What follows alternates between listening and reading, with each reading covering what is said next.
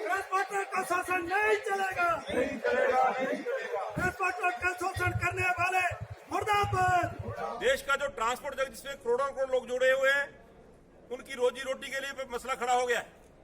हिमाचल में अभी हम कुछ बचे हुए हैं इसलिए क्योंकि यूनियनों का कल्चर है और हिमाचल की हाई कोर्ट इस बात को कहती है कि यूनियन कुछ नहीं होती, कि जिस भी गाड़ी ने हिंदुस्तान का टैक्स भरा हुआ है, ऑलरेडी का परमिट है, वो कहीं से गाड़ी भर सकती है। और ये इसकी गाज नालागढ़ की यूनियन पे पड़ी है जिसमें 13,000 के करीब ट्रक है। हम तो उनके मुकाबले काफी छोटे रह गए। ये बहुत बड़ा खतरा है। हम चाहते हैं कि बार बार इस बात को उठाएं और अपने नेताओं को जगाएं, ऐसे मसले खड़े करें, मुद्दा खड़ा करें कि आने वाले विधानसभा के इलेक्शन में पॉलिटिकल लोगों के सामने एक एजेंडा हो कि ट्रांसपोर्ट का कर्मचारी, ट्रांसपोर्ट का मालिक सरकार से कुछ नहीं मांगता, अपने मेहनत के बूते गाड़ी चलाता है और थोड़े बहुत पैसे जोड़ करके गाड़ी डाल लेता है।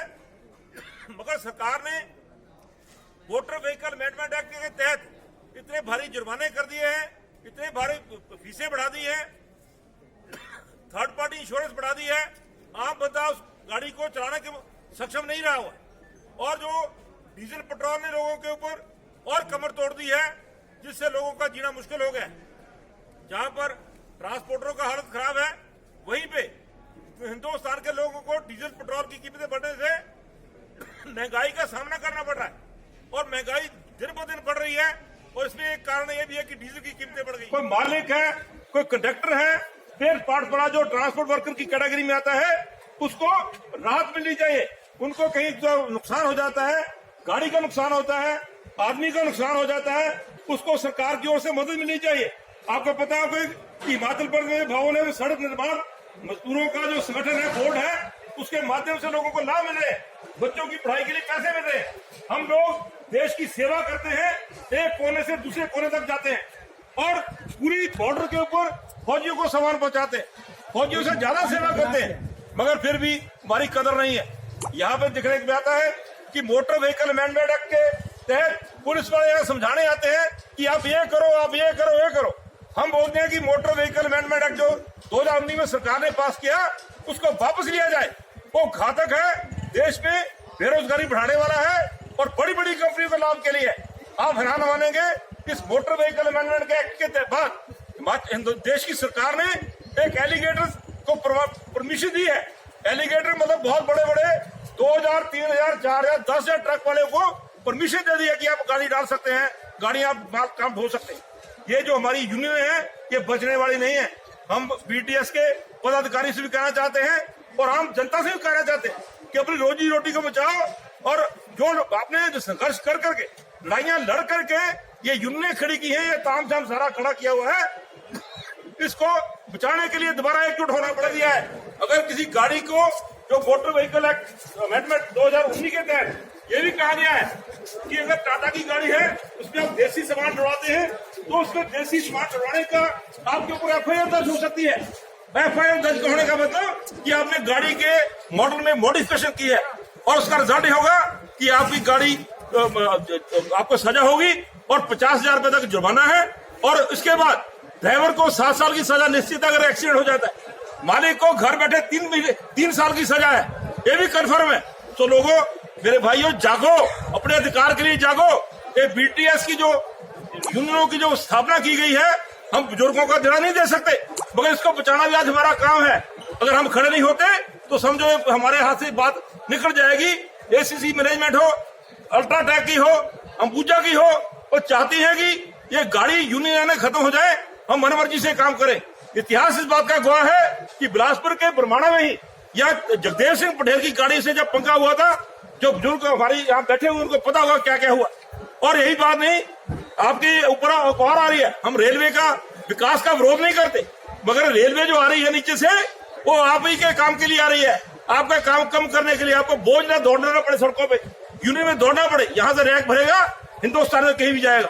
हम चाहते हैं कि अपने वक्त को बचाओ, और जो डीजल पेट्रोल की कीमतें, इनको हम चाहते हैं कि इसको जीएसटी के दायरे में लाया जाए।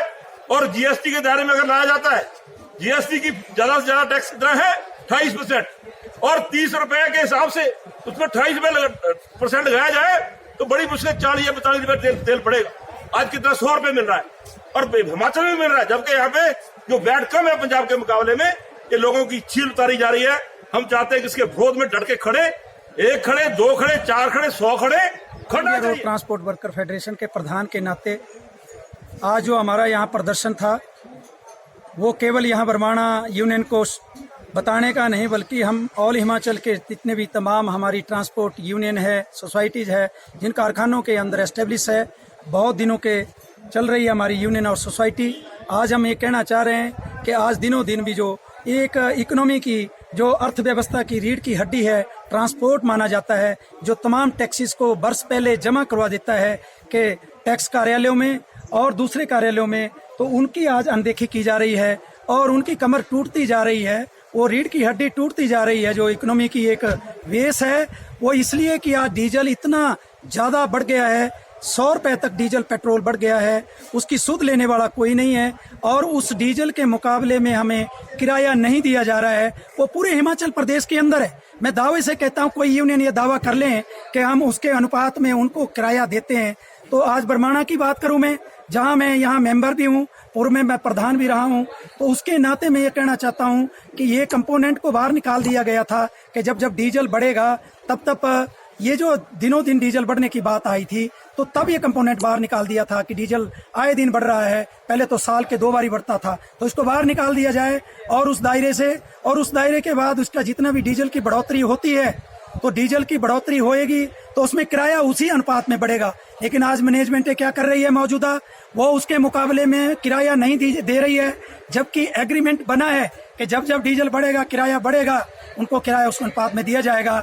लेकिन ऐसा न होने के कारण आज जो है ट्रांसपोर्टरों का शोषण किया जा रहा है और ये डीजल की बढ़ोतरी जो हो रही है, हम कहते हैं डीजल से सरकार अगर केवल सरकार डीजल की बढ़ोतरी से ही सरकार चलाना चाहती है तो हम इसका विरोध करते हैं कि सरकार अन्य कोई योजना करे, अन्य नीतियां बनाए जिनसे सरकार चलाई जाए।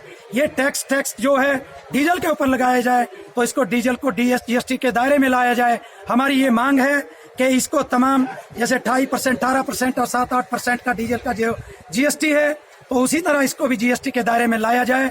और जो मोटर व्हीकल एक्ट है, मोटर व्हीकल एक्ट में अमेंडमेंट हो, हम कहते हैं सुधार होना चाहिए, लेकिन वक्त के अनुसार हो, उस इंफ्रास्ट्रक्चर के अनुसार हो जो आज इंफ्रास्ट्रक्चर तमाम यूरोपियन कंट्रियों के मुकाबले में हमारे यहाँ बिल्कुल नहीं है। जो रोड और मोड़ नहीं है, जो धरातल में बुरी हाल सड़कों की है, जो उसका इंफ्रास्ट्रक्चर वो चरमरा गया है। फिर हमारे ड्राइवरों की गलतियां बिल्कुल ना मानी जाए, पहले वो रोड और मोड़ को सुधारा जाए, इंफ्रास्ट्रक्चर को सुधारा जाए, उसके अनुसार उसको सेमिनार लगा करके ट्रेनिंग दी जाए। हमसे जुड़े रहने के लिए हमारे YouTube चैनल को सब्सक्राइब करें और नई वीडियो की नोटिफिकेशन के लिए बेल आइकॉन को दबाएं। अगर आप ये वीडियो Facebook पर देख रहे हैं तो लाइक जरूर करें और ज्यादा से ज्यादा शेयर करें। इसी तरह के और भी अपडेट्स के लिए फॉलो करें हमारा Instagram पेज himachal.kesri।